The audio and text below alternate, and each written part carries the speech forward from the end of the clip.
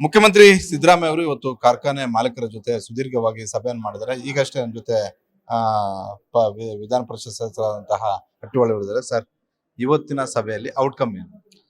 ನೋಡಿ ಸರ್, ಇವತ್ತಿನ ಸಭೆಯಲ್ಲಿ ಮುಖ್ಯಮಂತ್ರಿಗಳು ನಾವೆಲ್ಲ ಸಕ್ಕರೆ ಫ್ಯಾಕ್ಟರಿ ಮಾಲೀಕರ ಜೊತೆ ರೈತರದ್ದೇನು ಬೇಡಿಕೆ ಇದೆ, ಅವರ ಬೇಡಿಕೆಗೆ ನೀವು ಯಾವ ರೀತಿ ಸ್ಪಂದನೆ ಮಾಡ್ತೀರಾ, ನಿಮ್ಮಿಂದ ಯಾವ ರೀತಿಯ ಬೆಲೆಯನ್ನು ಕೊಡ್ಲಿಕ್ಕಾಗತ್ತೆ, ಸದ್ಯದ ಆರ್ಥಿಕ ಪರಿಸ್ಥಿತಿ ಏನಿದೆ, ಕಬ್ಬು ಬೆಳೆಗಾರರ ಬೇಡಿಕೆ ಏನಿದೆ, ಎಲ್ಲದರ ಬಗ್ಗೆ ಸುದೀರ್ಘವಾಗಿ ಸುಮಾರು 3 ಗಂಟೆ ಮೇಲೆ ಚರ್ಚೆ ಆಯಿತು.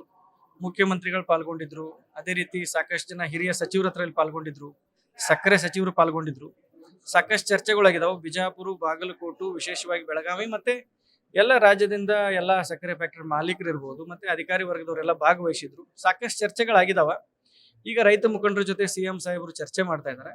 ನಾವೆಲ್ಲರೂ ಇನ್ನೊಂದ್ಸರಿ ಇಲ್ಲಿ ಸೇರ್ತಾ ಇದ್ದೀವಿ. ಈಗ ಎಲ್ಲ ಸಕ್ಕರೆ ಫ್ಯಾಕ್ಟರಿ ಮಾಲೀಕರು ನಾವೆಲ್ಲ ಚರ್ಚೆ ಮಾಡಿಕೊಂಡು ನಮ್ಮ ಒಂದು ನಿಲುವನ್ನ ಇವಾಗ ಮುಖ್ಯಮಂತ್ರಿಗೆ ತಿಳಿಸ್ತೀವಿ.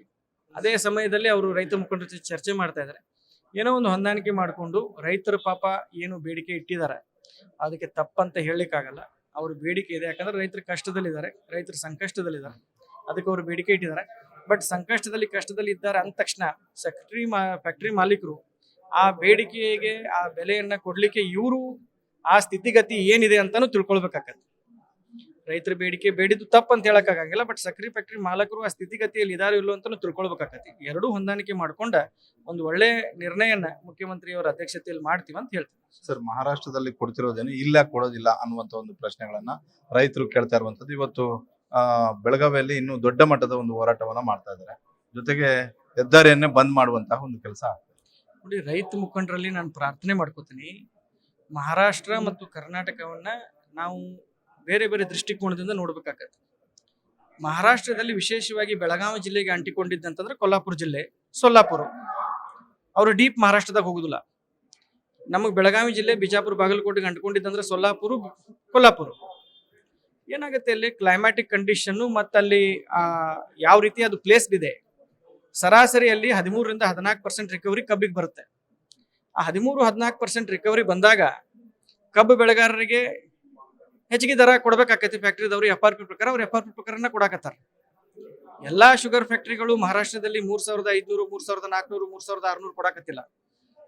ಕೆಲವು ಈ ಹೈ ರಿಕವರಿ ಏರಿಯಾದಲ್ಲಿ ಇದ್ದಂಥವು ಕೊಡ್ತಾ ಇದಾವೆ. ಬೇರೆ ಎಲ್ಲ ಫ್ಯಾಕ್ಟ್ರಿಗಳು FRP ಪ್ರಕಾರ 2800 ಕೊಟ್ಟಿದ್ದು ಉದಾಹರಣೆಗಳು ಅದಾವು.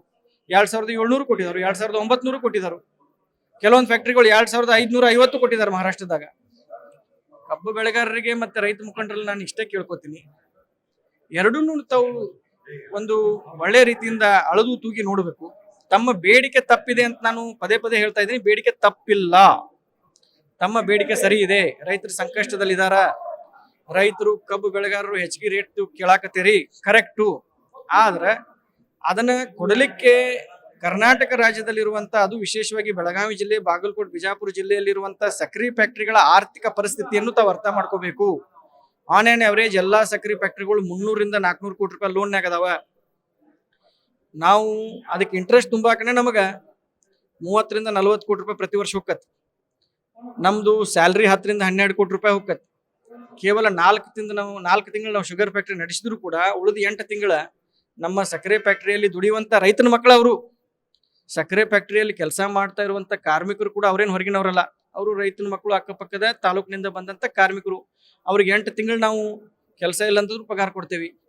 ಎಥನಾಲು ಅದು ಇದು ಅಂತೆಲ್ಲ ಮಾತಾಡ್ತಾರೆ. ಇದಕ್ಕೆ ಸಾಕಷ್ಟು ತಿಳುವಳಿಕೆ ಕೊರತೆ ಇದೆ, ಸಾಕಷ್ಟು ತಿಳುವಳಿಕೆ ಕೊಡ್ಬೇಕಾಕತಿ. ಯಾಕಪ್ಪ ಅಂತಂದ್ರೆ ಇವತ್ತಿನ ಸದ್ಯದ ಪರಿಸ್ಥಿತಿಯಲ್ಲಿ ದುರದೃಷ್ಟಕರ, ನಮಗೂ ಬಹಳ ಕೆಟ್ಟ ಅನಿಸ್ತೈತಿ. ಸಕ್ಕರೆ ಫ್ಯಾಕ್ಟರಿ ಮಾಲೀಕರನ್ನ ಒಂದು ಅಪರಾಧಿ ಸ್ಥಾನದಲ್ಲಿ ನಿಂದಿಸಿ ನೋಡುವಂತ ಒಂದು ಪರಿಸ್ಥಿತಿ ನಿರ್ಮಾಣ ಆಗೈತಿ. ಎಲ್ಲ ರೈತ ಮುಖಂಡರಲ್ಲಿ, ಎಲ್ಲ ನನ್ನ ರೈತಾಪಿ ವರ್ಗದವರಲ್ಲಿ ರಿಕ್ವೆಸ್ಟ್ ಮಾಡ್ಕೋತೀನಿ, ಏನೋ ಒಂದು ಹೊಂದಾಣಿಕೆ ಮಾಡ್ಬೇಕಾಕತಿ. ಮುಖ್ಯಮಂತ್ರಿಯವರು ಪ್ರಯತ್ನ ಮಾಡಾಕತ್ತಾರ. ನಾವು ಪ್ರಾಮಾಣಿಕವಾಗಿ ರೈತರಿಗೆ ಬೆಂಬಲ ಬೆಲೆಯನ್ನ ಕೊಡ್ಬೇಕಂತ ಇದೀವಿ. ಅದು ಏನಾಗುತ್ತೆ ಎಲ್ಲರೂ ಹೊಂದಾಣಿಕೆ ಮಾಡಿ ಒಂದು ಒಳ್ಳೆ ರೀತಿಯಿಂದ ಮುಗಿಸ್ಕೊಳ್ಬೇಕಂತ ಮನವಿ ಮಾಡ್ತೇನೆ. ಇದಿಷ್ಟು ವಿಧಾನ ಪರಿಷತ್ ಸದಸ್ಯರಾದಂತಹ ಚಂದ್ರರಾಜ್ ಹಟ್ಟಿಹೊಳಿ ಅವರ ಒಂದು ಮಾತು. ಕ್ಯಾಮರಾಮನ್ ವಿನಯ್ ಜೊತೆ Maruti Pagoda, guarantee news, Bengaluru. Guarantee news, ಸುದ್ದಿ ಖಚಿತ, ನ್ಯಾಯ ನಿಶ್ಚಿತ.